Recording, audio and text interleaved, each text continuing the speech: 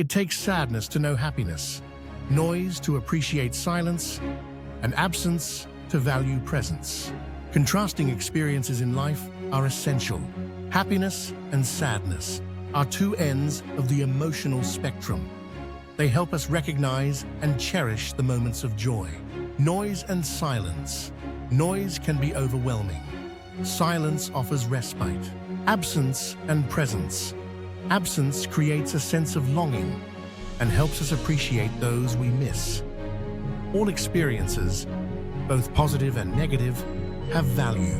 Embrace the full range of human experiences to shape our perception and help us appreciate the good things in life.